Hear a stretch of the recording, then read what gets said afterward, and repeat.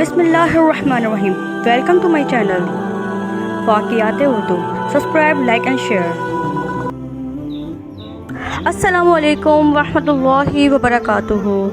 بار بار توبہ کرنے والے کا خوبصورت واقعہ. سیدنا موسیٰ علیہ السلام کے زمانے میں ایک آدمی تھا جو توبہ کر کے توڑ دیتا تھا. اللہ تعالیٰ نے موسیٰ علیہ السلام کی طرف وحی فرمائی کہ اس شخص سے کہہ دو کہ وہ آئندہ توبہ کر کے نہ توڑے، ورنہ میں اس سے ناراض ہو جاؤں گا اور اسے سخت عذاب دوں گا. یہ پیغام سن کر وہ شخص چند روز تو اپنی عادت کے خلاف صبر سے رہا، لیکن پھر توبہ سے گیا اور نافرمانی پر اتر آیا.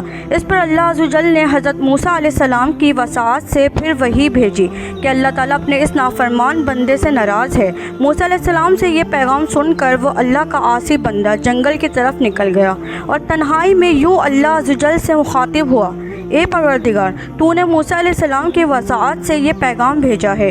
کیا تیرے بخشش کے خزانے ختم ہو گئے یا میری نافرمانی سے تجھے کوئی نقصان پہنچا ہے؟ کیا تو اپنے بندوں پر بخل سے کام لیتا ہے؟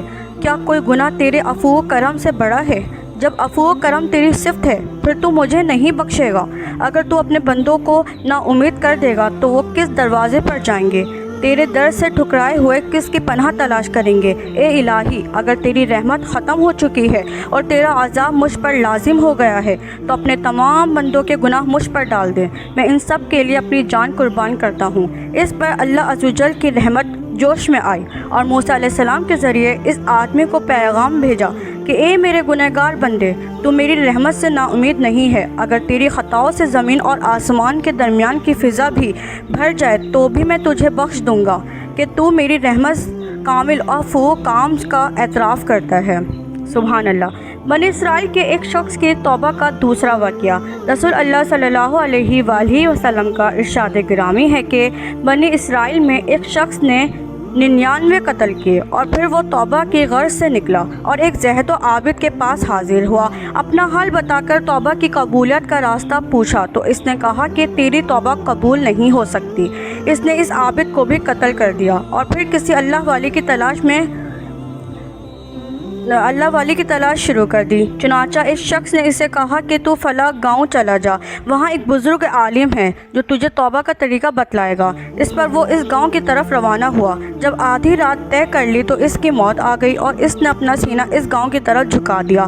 اس وقت رحمت اور موت کے فرشتے اس کے پاس جمع ہو گئے اور عذاب کے فرشتوں نے اسے قاتل اور مجرم ٹھہرایا، لیکن رحمت کے فرشتوں نے اسے تائب بتایا کیونکہ وہ توبہ کے لیے اس گاؤں کی طرف جا رہا تھا. چنانچہ اس کی بستی اور جس بستی کو جا رہا تھا دونوں کا فاصلہ اس سے ناپنے کا حکم ہوا اور ساتھ ہی اللہ نے اس عالم کو بستی کو قریب ہونے کا حکم دیا. چنانچہ وہ اس بستی کے بالشت بھر قریب نکلا. اس طرح اللہ عز و جل نے اس کی بخشش کے سامان پیدا کر دیا اور اس کی روح رحمت کے فرشتے لے گئے. مشکوت صوت 2-3. دوستو، بے شک اللہ سے بخشش طلب کی جائے تو وہ اپنے گنہگار بندوں کو معاف فرما دیتا ہے. بے شک ہوا اس کے گناہ سے زمین و آسمان کے درمیان کی فضا کیوں نہ بھری ہوئی ہو، اللہ تعالیٰ کو اپنے بندے کو بخشنے میں کوئی آڑ نہیں، اور وہ بخشنے پر آئے تو خطاؤں کے سمندر بھی بڑے ہوں تو بخش دیتا ہے اور تائب کو پاک کر دیتا ہے، بشرط یہ کہ توبہ سچے دل سے کی جائے اور محبت الہی میں دل معزن ہو، اللہ عز و جل کی بڑائی اور عظمت کا دل میں خیال رہے.